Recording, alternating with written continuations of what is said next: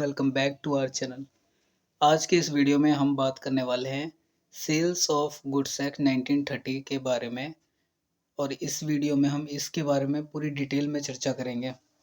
तो बिना time waste किए स्टार्ट करते हैं इसकी डेफिनेशन। तो इसकी डेफिनेशन की अगर मैं बात करूं तो इसकी definition law relating to sale और purchase goods was dealt with by Indian Contract Act 1872 prior to 1930। कहने का मतलब है लॉ रिलेट करता है सेल या परचेज, मतलब गुड्स के सेल या परचेज से रिलेट करता है ये। और ये सेल्स ऑफ गुड्स एक्ट ये पार्ट हुआ करता था इंडियन कॉन्ट्रैक्ट एक्ट का। इसमें से पर्टिकुलर कुछ चीज़ें निकाल के एक अलग से सेल ऑफ गुड्स एक्ट मतलब इसका निर्माण हुआ यहाँ से। इन 1930 सेक्शन 76 टू 123 ऑफ ICA यानी इंडियन कॉन्ट्रैक्ट एक्ट ये रिपील किया गया। फिर वहाँ से क्या बना हमारा सेल ऑफ गुड्स एक्ट 1930। इसकी एप्लीकेबिलिटी कहाँ है? Whole of India except Jammu and Kashmir. Effective date इसकी केम इनटू फोर्स कब से आया? 1 जुलाई ऑफ 1930। इसके कुछ इंपॉर्टेंट डेफिनेशन है, इसके हम बात करते हैं।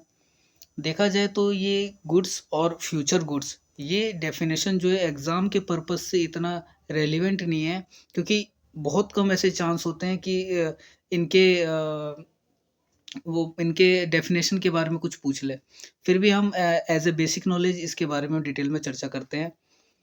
तो सबसे पहले बात करते हैं कि कौन से सेक्शन के अंदर आता है। तो गुड्स जो है गुड्स आता है section 2 subsection 7, sorry section 2 clause 7। यानी अगर हम किसी डेफिनेशन की बात करते हैं तो उसमें सबसेक्शन नहीं आएगा। सबसे पहली बात उसमें हम क्या लेंगे? क्लॉज लेते हैं। सेक्शन 2 क्लॉज 7 यानी सेक्शन 2 के 7th पार्ट में ये लिखा हुआ है। क्या लिखा हुआ है? Defines the term goods as every kind of movable property other than actionable claims and money and includes stock and shares, growing crops, grass.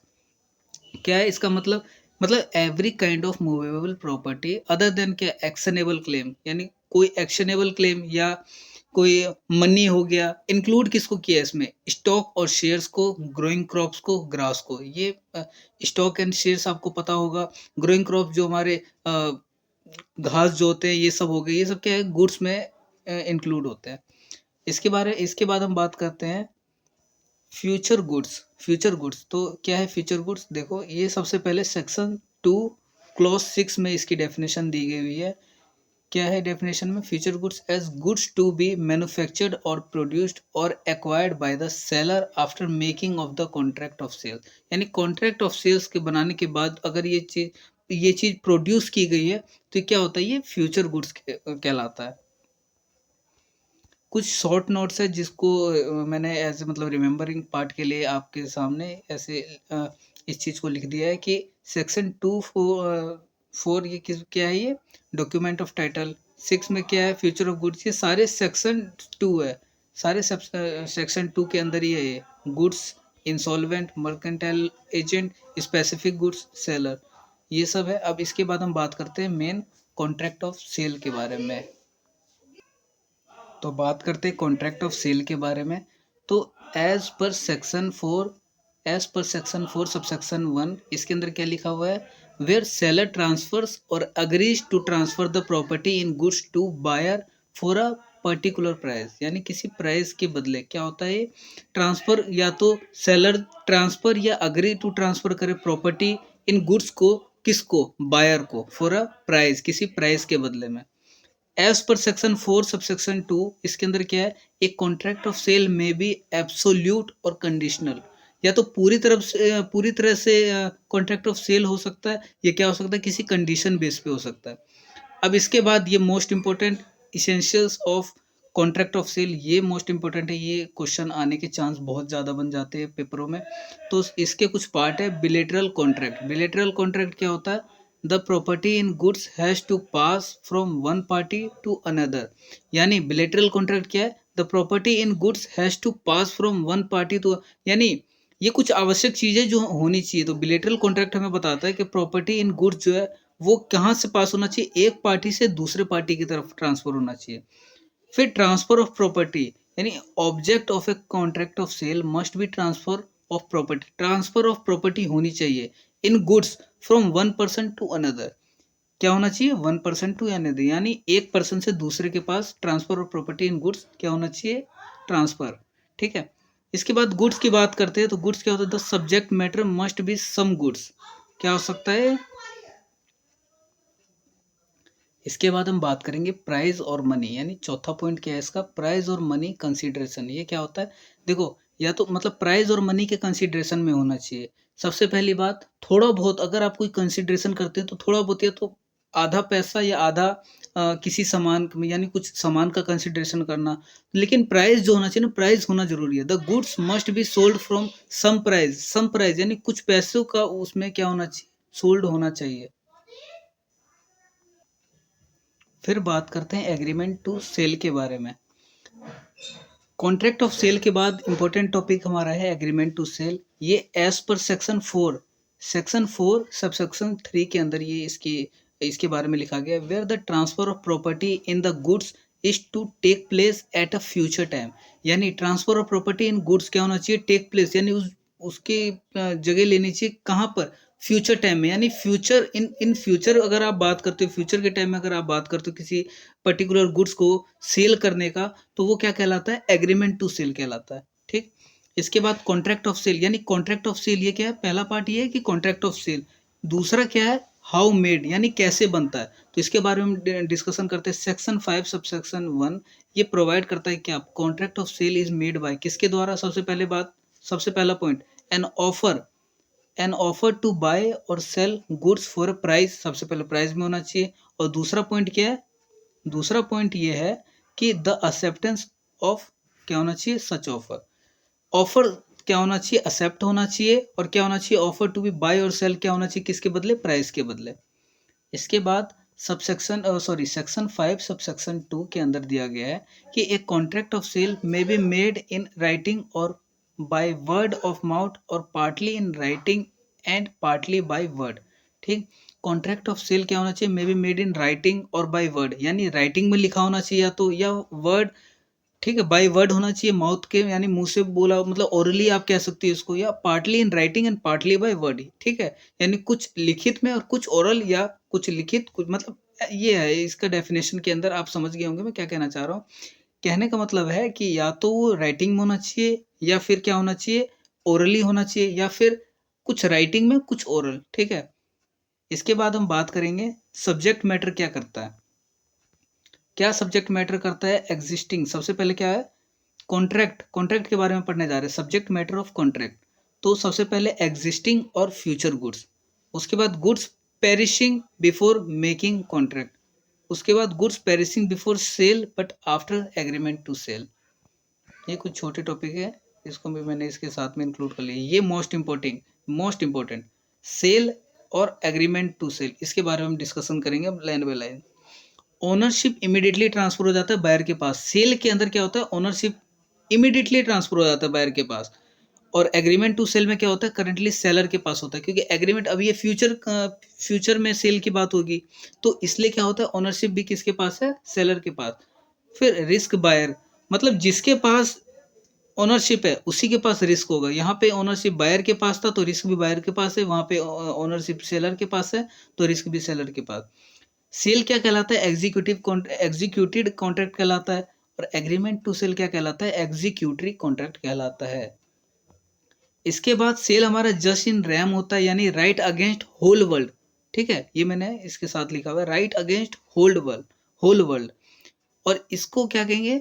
Agreement to cell में क्या होगा? Just in personam. ठीक है। पर्सोनम यानी राइट अगेंस्ट अ पर्टिकुलर, यानी किसी एक person के बारे में। पर्टिकुलर यानी कुछ, या एक या एक से दो ऐसे कुछ। या अगर हम सेल के बारे में बात करें तो वो क्या कहलाएगा? जस्ट इन रैम, यानी राइट अगेंस्ट होल वर्ल्ड, यानी सबके सबके लिए।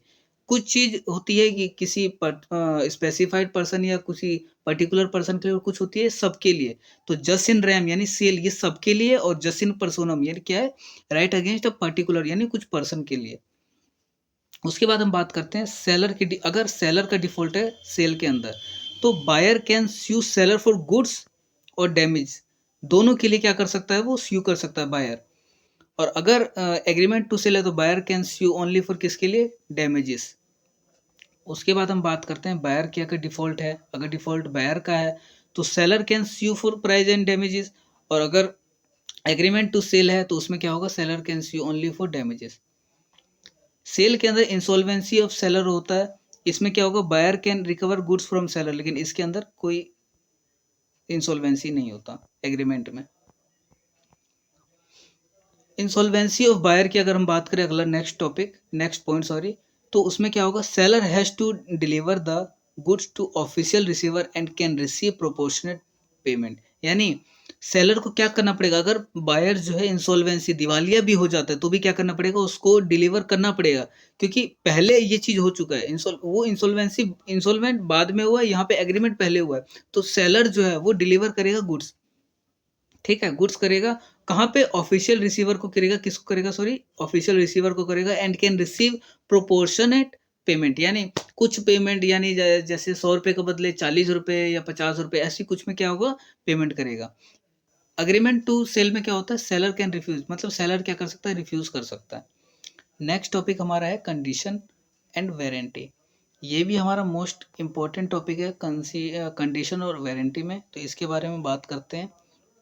इसमें हमारा क्या होता है, स्टिपुलेशन या ऑब्लिगेशन दैट इज इसेंशियल, यानी इसेंशियली मेन टू, ये मेन वर्ड है essential to the main purpose, यानी इसेंशियल, यहाँ पे इसेंशियल और यहाँ पे आपको एक दिखेगा कोलेट्रल, ठीक है, यानी अगर किसी मेन पॉइंट, किसी मेन चीज के लिए अगर ये कॉन्ट्रैक्ट टूटता है तो वो क्या होगा, वो कंडीशन होगा, कंडीशन के अंदर। और अगर किसी बढ़िया चीज के लिए अगर मान के चलो कि जैसे मैंने आगे एग्जांपल दे रखा है, आगे एग्जांपल की मदद से हम पढ़ेंगे, देखो आगे इसमें देखो ये पॉइंट पढ़ते हैं हम, उसके बाद आपको समझ में आएगा। The breach of which by seller gives right to buyer to treat contract as repudiated and also claim damages, यानी रेपुडिएटेड का मतलब सबसे पहले मैं बताता हूँ मैं, अस्वीकार करना, यानी किसी चीज को हमने कैंसिल कर दिया, हम मतलब हमें नहीं चाहिए वो चीज, अगर कोई बंदा गुड्स दे रहा है और हम रेपुडिएट कर देते हैं उसको, तो यानी हमें वो नहीं चाहिए। तो कैसे होगा, देखो कंडीशन में किसी मेन पॉइंट को मिस करने से जो कॉन्ट्रैक्ट खत्म हो जाए, ठीक है, तो वो क्या कहलाएगा, वो कंडीशन कहलाएगा। और यहाँ पे क्या है, देखो the breach of which by seller does not give right to buyer to repudiate the contract, यानी किसी चार चांद लगाने वाली चीज की वजह से अगर ब्रीच हो जाए तो भी मतलब कॉन्ट्रैक्ट तो खत्म नहीं होता है ना इससे, लेकिन कॉन्ट्रैक्ट क्या हो जाएगा, थोड़ा खराब लगेगा, ठीक है, खराब हो जाता है थोड़ा। मान के चलो, एक मैं आपको एग्जांपल देता हूँ, किसी चीज की वजह से, यानी किसी प्लेट में मैं आपको कुछ खाने को दे रहा हूँ, वो प्लेट क्या है, प्लेट गंदा है, लेकिन सामान उसमें है, लेकिन सामान ठीक है, लेकिन प्लेट गंदा है, तो वो चीज अगर प्लेट अगर साफ रहता तो और चार चांद लग जाता उसे, लेकिन वो नहीं हुआ। तो ये क्या है, चार चांद लगाने वाली चीज की वजह से ब्रीच हो जाए तो भी चलाने वाला कॉन्ट्रैक्ट, ठीक है, तो भी चल चल जाएगा ना, कॉन्ट्रैक्ट तो चल ही जाएगा। पर ये है कि अगर वो हो जाता तो वेल एंड गुड होता। देखो यहाँ पे मैंने लिखा हुआ है रेपुडिएट, यानी अस्वीकार करना।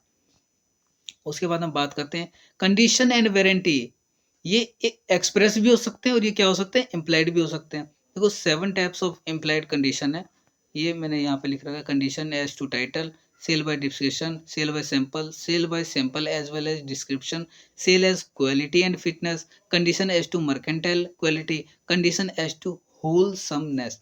देखो ये वीडियो मैं उनके लिए बना रहा हूँ जो रिवीजन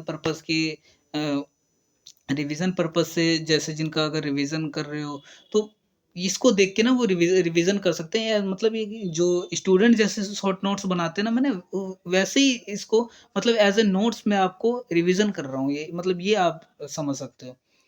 इसके बाद हम बात करते हैं फोर इम्प्लाइड वारंटीज, क्या होता है, वारंटी एज टू अनडिस्टर्ब, यानी पोजेशन, यानी मैं कोई चीज़ ले लेता हूँ, ठीक है, और अगर मान के चलो किसी कंपनी से मैंने अगर बाइक ली, बाइक मैंने ले ली, उसके बाद अगर कंपनी हमसे कहती है कि हमें इसका इंजन ठीक करवाना है, इंजन में कोई प्रॉब्लम है तो आपको बाइक यहाँ पे रखनी पड़ेगी, तो हमारा पोजीशन इससे खराब हुआ कि नहीं हुआ, हुआ ना। तो हमारा क्या है, ये warranty as to undisturb position, इसके लिए कंपनी को हम, या तो कंपनी को कुछ हम डिमांड कर सकते हैं कि ये इसके बदले हमें व्हीकल दो, या हमें क्या करो, इसके बदले कन्वेंस दो कि हमें प्रॉब्लम ना हो।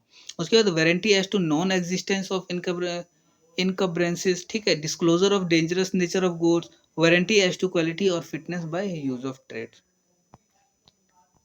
इसके बाद हम बात करते हैं, नेक्स्ट टॉपिक हमारा डॉक्ट्राइन ऑफ कैविएट एम्प्टर। तो बात करते हैं डॉक्ट्रिन ऑफ कैविट एम्पेटर। तो द टर्म कैविट एम्पेटर ये हमारा लैटिन वर्ड है। लैटिन वर्ड किसका है? Which means the let the buyer beware beware, यानी मतलब कैविएट एम्पेटर में ये कहने का मतलब है कि जैसे मान के चलो हर चीज में सेलर सेलर ही क्यों मतलब अवेयर है, हर चीज में मतलब किसी चीज मतलब बायर भी अवेयर हो सकता है। तो लेट द बायर बिवेयर, यानी अगर आप कोई चीज सामान लेने जाते हो तो इसका मतलब ये कि आप खुद बिवेयर रहो, आपको क्या चीज लेनी चाहिए क्या नहीं लेनी चाहिए, क्या इसमें खराबी है, ये चीज आपको नोटिस करना पड़ेगा। ठीक है। The principle states that it is for the buyer to satisfy himself that the goods which he is purchasing are of the quality which he requires, यानी आपको जिस चीज की रिक्वायर है आप उस चीज को खुद से लेके सेटिस्फाई आप कर सकते हो। ठीक है। If he buys goods in a particular purpose he must satisfy himself and that they are fit for that purpose। ठीक है। उस पर्पस के लिए आपको क्या होना चाहिए? संतुष्टि मिलनी चाहिए, सेटिस्फाई आप होने चाहिए। ठीक है। तो कैविएट टेम्परेचर का मतलब बस इतना ही था। थ्री देखो, डिलीवरी तीन टाइप की होती है। There are three types of delivery. First one is actual, after that is constructive, उसके बाद लास्ट वन इज सिंबलिक। ठीक है। उसके बाद इंपॉर्टेंट टॉपिक है हमारा अनपेड सेलर वाला। ठीक है। तो देखो बात करते हैं अनपेड सेलर में। A seller who has not received the full price of the goods sold is termed as unpaid seller. एक सेलर हु हैज नॉट, यानी उस सेलर को अभी तक उस गुड्स को जिसको उसने सेल किया है उसके पैसे अभी तक पूरे नहीं मिले हैं, तो वो क्या कहलाएगा? अनपेड सेलर कहलाएगा। The seller of goods is deemed to be an unpaid seller when, यानी जो सेलर है वो मान लिया जाएगा अनपेड सेलर जब ये कंडीशन होंगी। The whole of price has not been paid, यानी पूरा अमाउंट इसको पे ना किया गया, टेंडर्ड किया गया हो, या बिल ऑफ एक्सचेंज और अदर नेगोशिएबल इंस्ट्रूमेंट वॉज क्या किया गया हो, दिया गया हो, given as a payment but the same has been dishonoured. देखो negotiable instrument, bill of exchange, ये एक एक्ट है नेगोशिएबल इंस्ट्रूमेंट एक्ट, उसके उसके अंदर भी हम पढ़ेंगे, लेकिन वैसे अभी मैं ऊपर ऊपर से आपको बता देता हूँ। नेगोशिएबल इंस्ट्रूमेंट देखो, कोई बिल रिसीवेबल भी हम ऐसे दे सकते हैं किसी सेलर को कि अभी अगर मान के चलो आपके पास पैसे नहीं है तो आपने क्या किया उसके पास, मतलब आप उसको बिल ऑफ एक्सचेंज दे रहे हो, यानी बिल रिसीव उसके पास हो रहा है, बिल पेबल हो रहा है। ठीक है। उसमें क्या होगा, वो आपसे ले लेगा, आप कुछ समय बाद आके अगर आपने पैसे नहीं दिए तो वो क्या कहेगा, बैंक से वो क्या करवा सकता है, वो पैसे रिसीव कर सकता है। तो ये नेगोशिएबल इंस्ट्रूमेंट होते हैं जो नॉर्मली प्रोमिसरी नोट टाइप ये चीज है। फिर बात करते हैं rights of an unpaid seller. Rights क्या है अनपेड सेलर के?